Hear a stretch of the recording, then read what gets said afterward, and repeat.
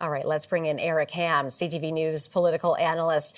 Eric, good to see you as always. Now, the convention is going to look and feel a lot different than it would have a couple months ago with Joe Biden at the helm. What are you expecting as it kicks off tomorrow?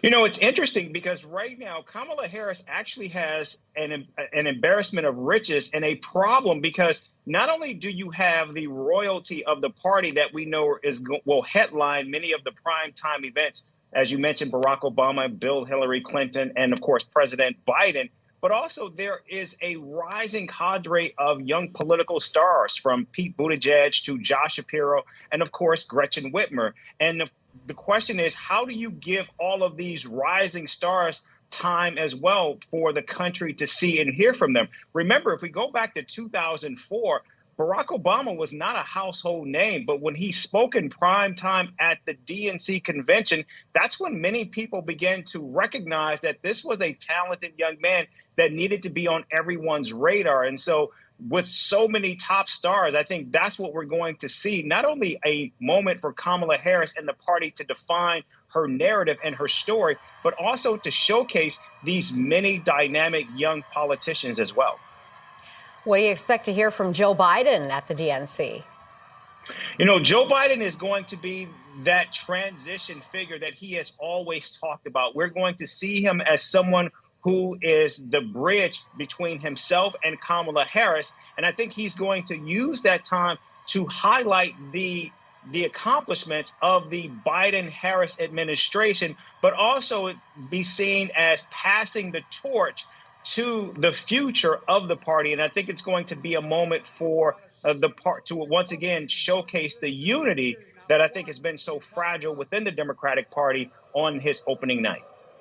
Now, Donald Trump and Kamala Harris continue to campaign in Pennsylvania. What will you be watching for there? You know, this is, again, a moment where I think we're seeing a prelude to Kamala Harris's convention with this bus tour, particularly with her and her running mate.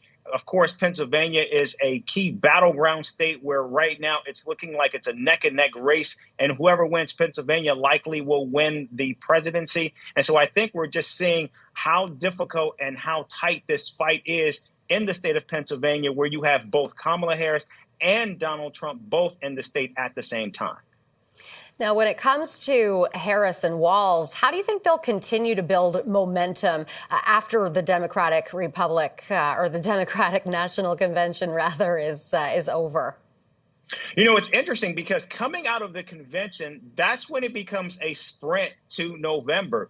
And right now we're seeing enormous momentum for Kamala Harris. In fact, there's a new ABC Washington Post poll out today that shows that she is leading in virtually all of the key battleground states. And coming out of this convention, it's going to be about those debates. That is going to be, I think, the last moment, the last opportunity that former President Donald Trump has to be able to actually stall some of that momentum. If he cannot do it there, it's unlikely that he will do so, given that's the only face-off we're going to see between Harris and Trump. And I think if he cannot do it there, we could see Kamala Harris on a glide path to winning in November. All right, Eric, thank you very much for your insight. Great to have you here as always.